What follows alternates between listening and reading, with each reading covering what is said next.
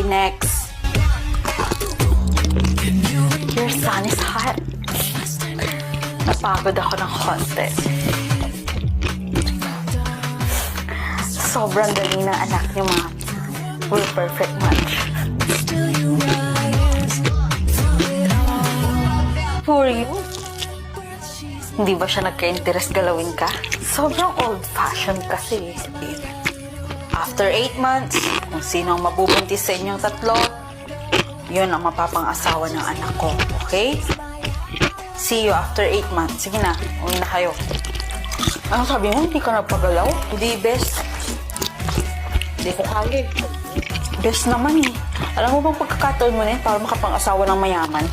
Kahit di ako makapang-asawa ng mayaman. Basta nasakit pa rin yung dignidad ko. Magiging masaya na ako. Kala ko ba kailangan mo ng pera? Ano ba yung ginagawa mo? Nakalibang